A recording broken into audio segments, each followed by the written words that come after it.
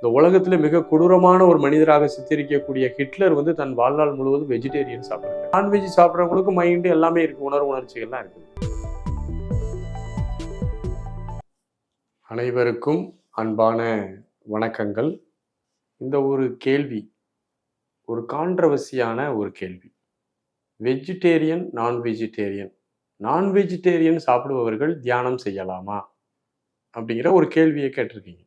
சித்தர்களினுடைய கோட்பாடும்படி அல்லது ஒரு பகுத்தறிவு கோட்பாடின்படி பார்த்தீங்கன்னா, மனித உயிர்கள் சர்வைவல் ஆஃப் ஃபிட்டஸ்ட் அப்படிம்பாங்க.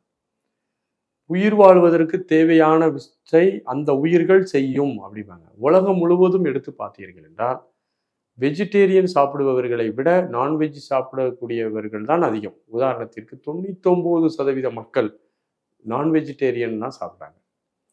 உடல் நலம் சரியில்லை, மருத்துவரின் ஆலோசனைப்படி செரிமானம் ஆகலை, எனக்கு செமிக்க மாட்டுக்கு அப்படிங்கிற ஒரு கான்செப்ட்லலாம் நான் வெஜிடேரியன் சிலர் வந்து அவாய்ட் பண்ணியிருக்கிறாங்க. ஒரு சிலர் எத்திக்ஸில் இருக்கிறாங்க. நாங்கள் வந்து நான்வெஜ் சாப்பிட மாட்டோம், நாங்கள்லாம் புனிதமானவர்கள். அப்போ ஒவ்வொரு விஷயத்தையும் நம்ம கோணங்களில் பல கோணங்களில் ஆராய்ச்சி பண்ணணும். எந்த ஒரு கோட்பாடும் வந்து உறுதியான கோட்பாடுலாம் கிடையாது. இப்போ என்னுடைய தனிப்பட்ட வாழ்க்கையில் எனக்கு அது வந்து கம்ஃபர்டபுளாக இல்லை, செரிமானம் ஆகலை. ஸோ அதனால் நான் வந்து என்ன செய்கிறேன்னா, அந்த வெஜிடேரியனை நான் வந்து பர்சனலாக நான் ஃபாலோ பண்ணுறேன். பட் ஆனால் என்னை நிறைய நண்பர்கள் வந்து வெஜிடேரியன் நண்பர்களாக வராங்க. எல்லாரும் சாப்பிட்றவங்க வராங்க, நான்வெஜ் சாப்பிட்றவங்க வராங்க, எல்லாருமே வராங்க. அதனால் இதில் வந்து நீங்கள் ஒரு எத்திக்ஸை நீங்கள் எடுக்கவே வேண்டாம். உங்களுக்கு செரிமானம் ஆகுது, அதில் ஆர்வமாக இருக்குது, உங்களால் சாப்பிட முடியுது அப்படின்னா நீங்கள் அதை சாப்பிட்டு கொள்ளலாம். அதில் எந்த தவறும் இல்லை. ப்ராக்டிக்கலாக இருங்க. ஏன்னா வெஜிடேரியன் சாப்பிட்றவங்களுக்கு மனசு இருக்குது மாதிரி தான் நான்வெஜ் சாப்பிட்றவங்களுக்கு மைண்டு எல்லாமே இருக்குது, உணர்ச்சிகள்லாம் இருக்குது. நீங்கள் ஒரு கான்ட்ரவர்சியான சப்ஜெக்ட்லாம் எடுத்து பார்க்கணும். இன்னைக்கு நம்ம வந்து இந்தியா அளவில் போற்றக்கூடிய மிகப்பெரிய ஒரு ஞானி தன்னுடைய வாழ்நாள் முழுவதும் நான்வெஜ்ஜை வந்து சாப்பிட்ருக்கிறார். நீங்கள் அதே மாதிரி பார்த்தீங்கன்னா, இந்த உலகத்தில் மிக கொடூரமான ஒரு மனிதராக சித்தரிக்கக்கூடிய ஹிட்லர் வந்து தன் வாழ்நாள் முழுவதும் வெஜிடேரியன் சாப்பிட்ருக்காரு. இதில் கான்ட்ரவர்சியானது.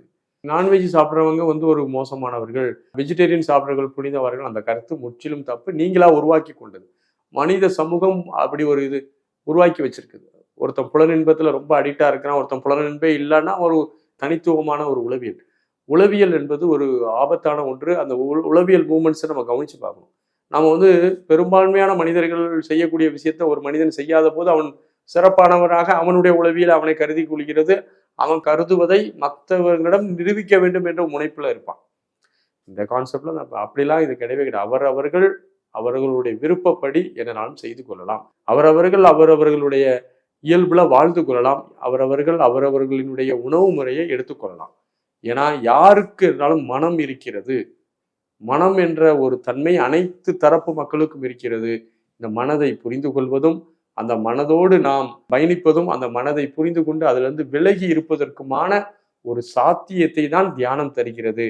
ஆகவே நீங்கள் வெஜிடேரியன் நான் வெஜிடேரியன்லாம் அப்பாற்பட்டு நீங்கள் உங்கள் மனதை புரிந்து கொண்டு எப்படி அதை நீங்கள் கையாளுகிறீர்கள், எப்படி அதிலிருந்து ஒதுங்கி சற்று நேரம் இளைப்பாற இருக்கிறீர்கள் என்பதை தான் முடிவு செய்ய வேண்டுமே தவிர உணவு வந்து ஒருத்தரை வந்து எந்த விதத்திலையும் பாதிக்காது.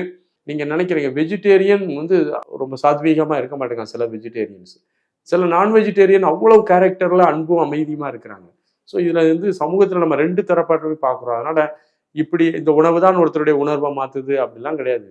நீங்கள் உங்களுடைய ஞானத்தை நீங்கள் பரிபூர்ணமாக வளர்த்து கொள்வதற்கு தியான பயிற்சி அவசியம். அதுதான் முக்கியமே தவிர நீ என்ன சாப்பிட்றீங்க சாப்பிடலங்கிறது முக்கியம் இல்லை. பட் நம்ம உணவு தான் உடலாக மாறுகிறது. என்ன மாதிரியான உணவும் உணர்ச்சியும் உங்களுக்கு இருக்கிறதோ அது மாதிரி நீங்க இருந்துக்கலாம். உங்களுடைய மனதை நீங்கள் கையாள்வதற்கு தெரிந்து கொள்ளக்கூடிய வித்தை தான் முக்கியமானதை தவிர மற்ற ஒரு விஷயமே முக்கியம் இல்லை. உணவில் ஒரு ஒழுக்கத்தை கடைபிடிங்க. உடலுக்கு என்ன தேவையில்லைங்கிறத பார்த்து நீங்கள் கொடுக்க தெரிஞ்சு கொண்டாலே போதுமானது. வாழ்த்துக்கள். நன்றி, வணக்கம்.